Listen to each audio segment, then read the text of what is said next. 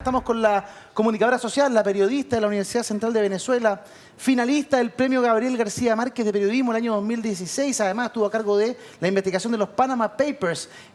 Rona Rísquez, autora de este libro que tengo aquí en mis manos, El tren de Aragua. ¿Cómo estás, Rona? Muy buenas noches. Gracias, buenas noches. ¿Qué tal? Gracias por estar aquí, gracias por acompañarnos. Habíamos conversado vía telemática, ¿cierto? A la distancia, desde Venezuela. Sin embargo, hoy te tenemos en Chile a partir del Festival Masiper, del cual vamos a conversar en instantes. Hablemos del Tren de Aragua, que es probablemente una de las bandas que se ha instalado en el inconsciente colectivo del país. ¿Qué es el Tren de Aragua?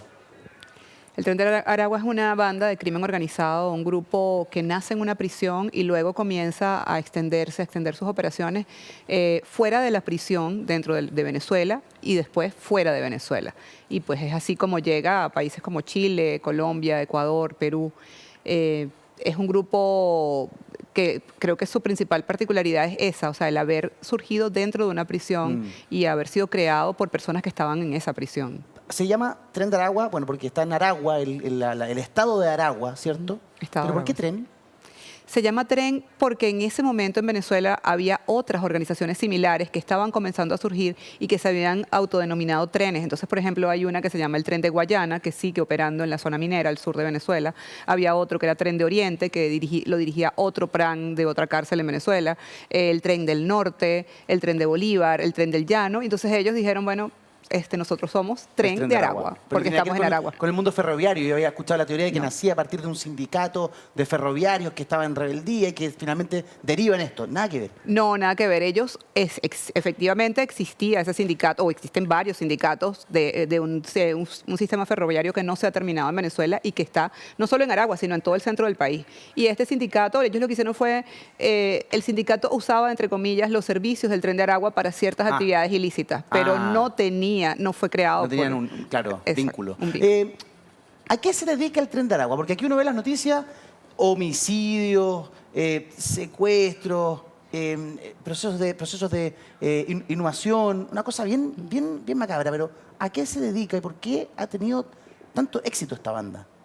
Bueno, yo creo que voy a empezar por la parte del éxito, entre comillas, porque bueno, son unos el éxito intelectual que todos lamentamos, totalmente. Claro, pero han crecido muchísimo. Sí, bueno, yo creo que tiene varias características. Una de las características es que tiene una gran capacidad de adaptación. O sea, justamente a lo mejor hay delitos en los que antes no habían participado, pero al llegar a ciertos países identifican que ese delito o que hay un delito que es importante o que puede ser, entre comillas, les puede ser útil en ese país y pues ellos se meten en ese delito. Por ejemplo, en el caso de Perú, ellos han incursionado con un delito que se llama gota a gota, que es un delito que tradicionalmente viene de Colombia, que en Venezuela ni siquiera existe como delito, o sea, no era común, no se usa, y ellos lo adoptaron en Perú porque vieron que había un espacio allí para ese delito, pues y empezaron a desarrollarlo. O en el caso de Chile, donde identificaron que la trata de mujeres migrantes para explotación sexual era un delito que les iba a generar una renta, pues incursionaron también en ese delito. Entonces, ellos tienen como esa capacidad de poder adaptarse y poder identificar como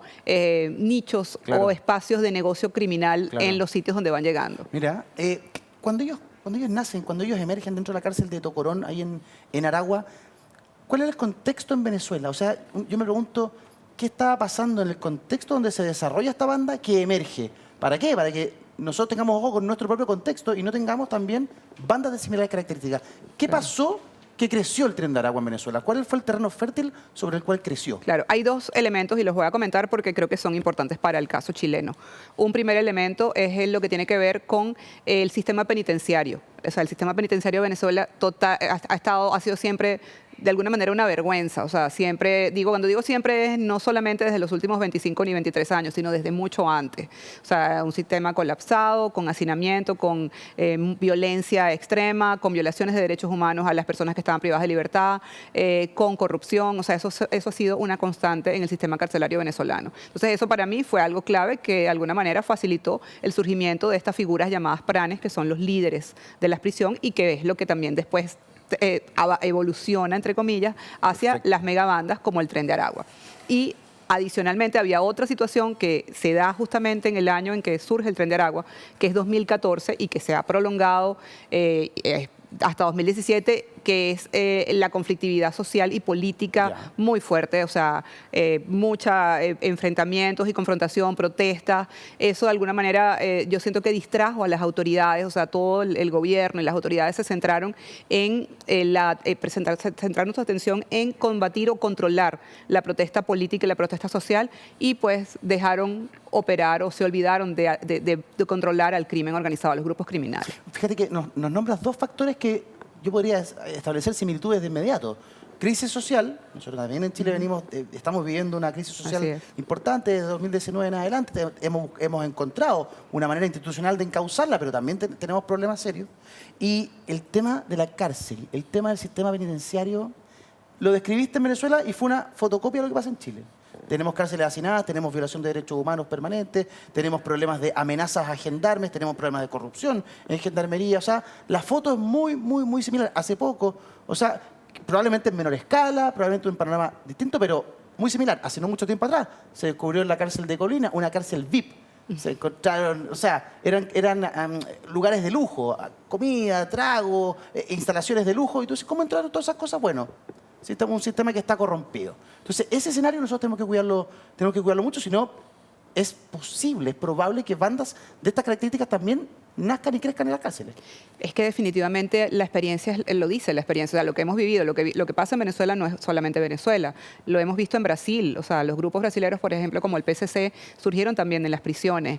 En el caso de Ecuador estamos viendo cómo toda la crisis de violencia que se está generando en Ecuador y que está, además, terminó con el asesinato, no terminó, pero llegó al asesinato de un candidato presidencial hace apenas 2 meses, tiene que ver con las estructuras criminales que se han asentado en las cárceles de Ecuador, de crimen organizado, que controlan las cárceles, que operan desde las cárceles, y donde hay cárceles también con condiciones similares a las que estábamos describiendo tanto acá en Chile como en Venezuela. Entonces, es un problema que realmente... Y como probablemente también esté en todo Sudamérica, en todo Latinoamérica, el mismo tema carcelario. Así es. Hay una distancia gigantesca entre Chile y Tocorón. ¿Por qué llega el Tren de Aragua a Chile, un país tan lejano? ¿Qué vieron en Chile? Dijeron, instalémonos allá. ¿Por qué llegan acá?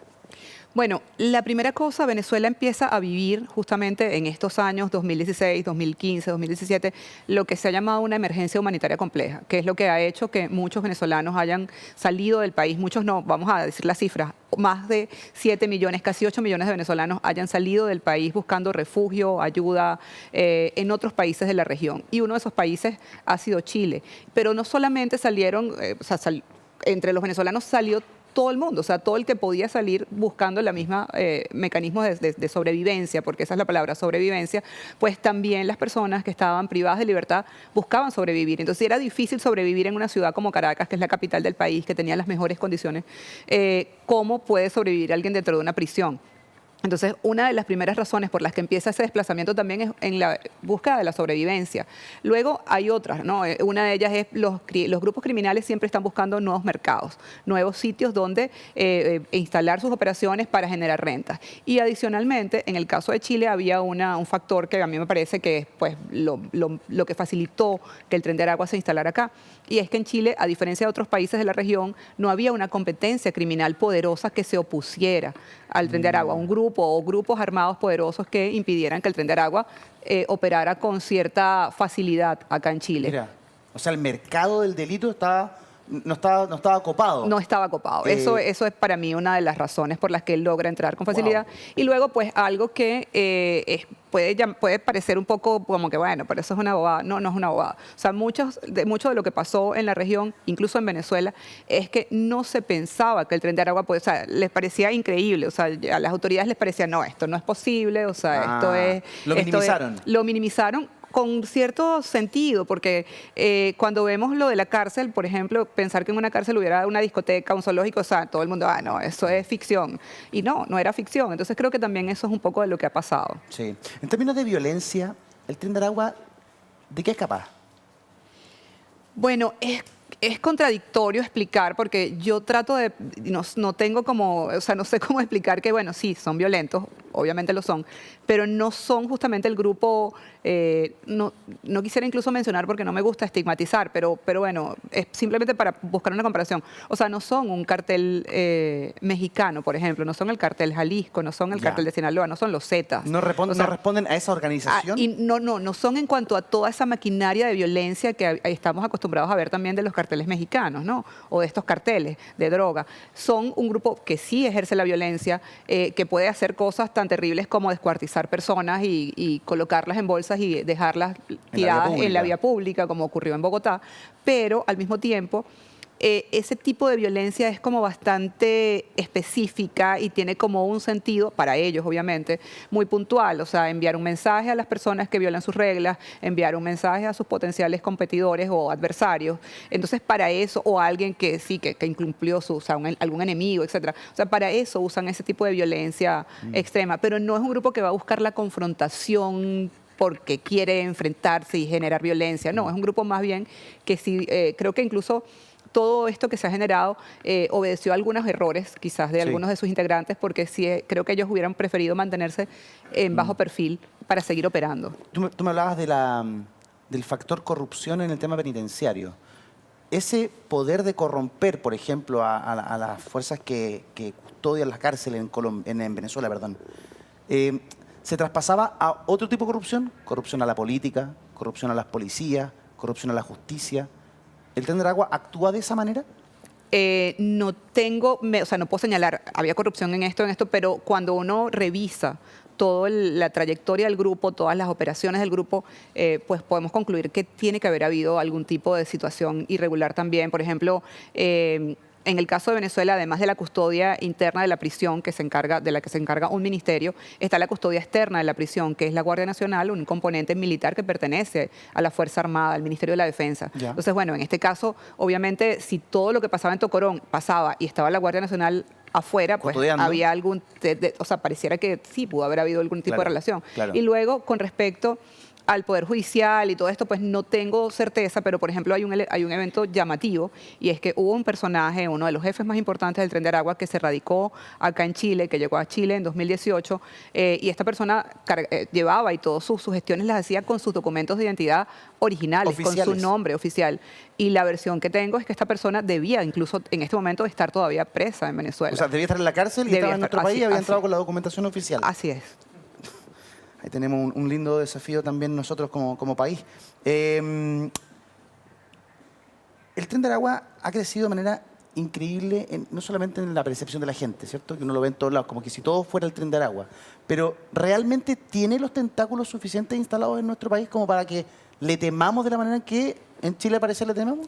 Yo creo que no, o sea, yo creo que en realidad sí es un grupo que tiene para mí, no quisiera llamarlo virtud, pero sí tiene una habilidad o ha logrado tener una habilidad y que yo creo que es incluso lo que lo caracteriza y la razón por la que yo al libro le pongo que es el grupo que revoluciona el crimen organizado en América Latina, y es que en muy poco tiempo, es una organización de hace apenas 9 años, 8 años que nació, logró instalar células y hacerlas operar durante incluso un par de años al menos de manera muy aceitada en países como Chile, Colombia, Ecuador, Perú. Entonces, esto me parece que es una cosa muy significativa. Sin embargo, son células, o sea, yo no diría que es una presencia masiva y tampoco diría que necesariamente es la amenaza criminal de la región desde el punto de vista de generar violencia, matar gente, ser un ejército criminal, no lo veo de esa manera. Es importante instalar esa balanza dentro de la realidad. Muy breve, desde la institucionalidad, ¿cuál es la forma correcta que crees tú que has investigado el Tren de Aragua para poder combatir a este tipo de organizaciones? No, bueno, yo no voy a opinar porque, o sea, no soy experta, o sea, yo soy periodista, investigo el crimen organizado y tengo conocimiento de esto, pero no soy experta como para dar una recomendación a las autoridades. O sea, yo lo que creo es que hay dos elementos básicos que hay que considerar en estos casos, no solo con el Tren de Aragua, sino en general y sobre todo en la región en este momento.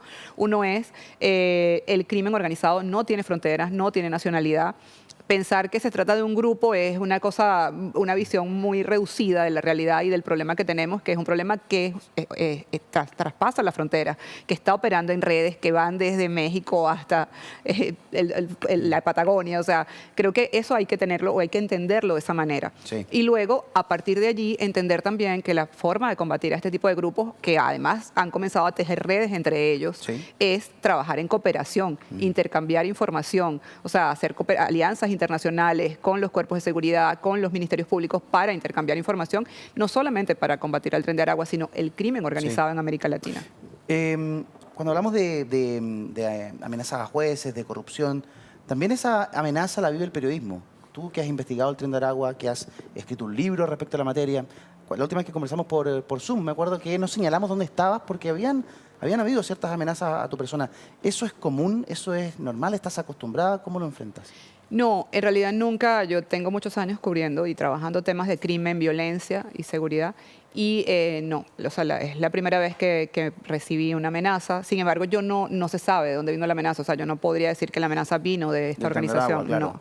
O sea, incluso la amenaza fue antes de la publicación del libro. Yo incluso pensaría que la amenaza fue más bien orientada a que no publicara el libro. O sea, Mira. como a generar un temor de manera de que no publicara el libro porque...